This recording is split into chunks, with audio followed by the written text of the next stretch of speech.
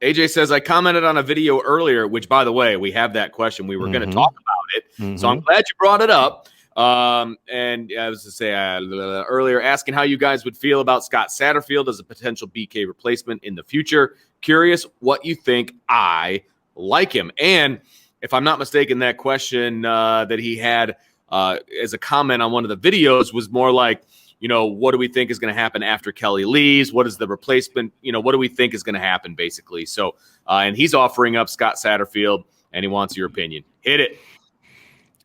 I like Scott Satterfield as a coach. I do. I think he did a really good job at Louisville. I'm not concerned about his year 2. I think it was just a weird year. And I don't put a lot into what anybody did in 2020. I just kind of feel like it was just one of those strange years where the offseason really hurt them. I think going into year 2 of the program and missing the spring, I think hurt a program like Louisville with Scott Satterfield as a second-year coach than it would maybe Brian Kelly going into year 11.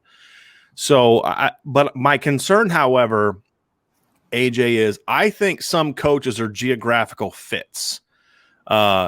Examples: Randy Edsall at UConn and Tom O'Brien at Boston College. I think we're both great fits for that region, that type of kid that they can recruit there, the type of just you kind of fit those areas. And then Tom O'Brien, who did some very good things at Boston College, goes to NC State, and he was bad. Randy Edsall goes to Maryland, and you're like, how'd this guy ever get this job? It was a fit thing. You have to be able to fit a place. It's like Pete Carroll's style that worked at USC would not have worked at Notre Dame. Agreed. You can't do those. So people have to understand, not every job is the same. Jobs are different, and certain coaches are going to fit some jobs better than others. I don't think Scott Satterfield, being a Mid-Atlantic guy through and through, who's having a tough time adjusting to Louisville, that's the reports, right? Like that was looking at the South Carolina job. There was reports he wanted the South Carolina job because he didn't feel like he fit in Louisville. If you're a Southern dude who can't fit in Louisville, you are not going to fit in South Bend, Indiana. That's a really good point. So I just feel like the fit is the concern I have. I agree with your premise that he's a great coach. I think he's a really exciting young coach. I love what he did at Appalachian State.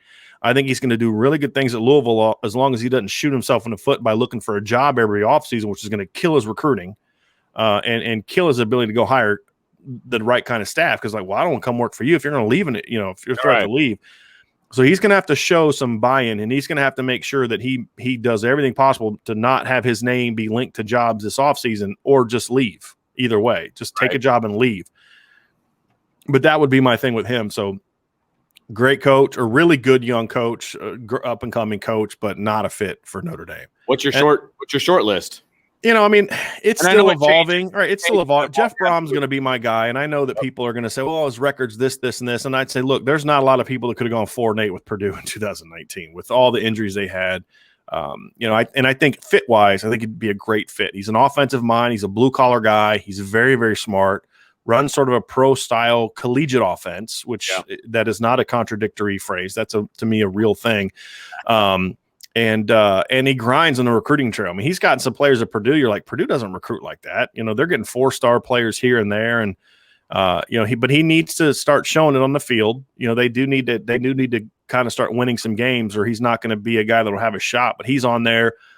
Matt Campbell has worked. I've been really hesitant with Matt Campbell because I just don't know if he's kind of got that next level personality, but he's really started to impress me as a guy that I'm looking at. And then I'm anti-coach in waiting. I'm anti-promoting coordinators to a place like Notre Dame, but I also think you are foolish to always have these automatics like everyone falls in the same category.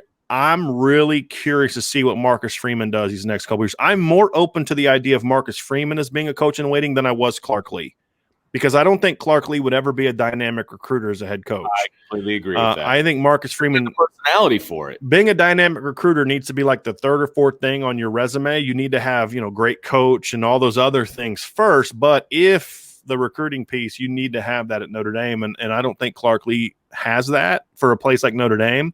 Right. I think Marcus Freeman could. So again, I'm not saying he is my coach in waiting. I'm not saying I would hire him. I'm saying he's one of the few coordinators that I would say he's on my radar. Yes. There, and then of course the game, 3 years ago, people were like, hey, what about Tom Herman? So the game changes. There's going to be guys coming up and down. I'm not in the Jamie Chadwell category at Coastal Carolina. That guy has a very unimpressive resume until this past year. So I don't get that one. So there's a lot of these big name young coaches that are not on my radar. But Jeff Brom is, Matt Campbell is, and Marcus Freeman is. Kind of off the top of my head, those are the three that I would look at. Those are good ones. And of course, everyone's going to say you got to call Urban Meyer, but I just, Well, at this point, he's busy. Yeah, he's not hosting a show. Saturday anymore, so he's busy.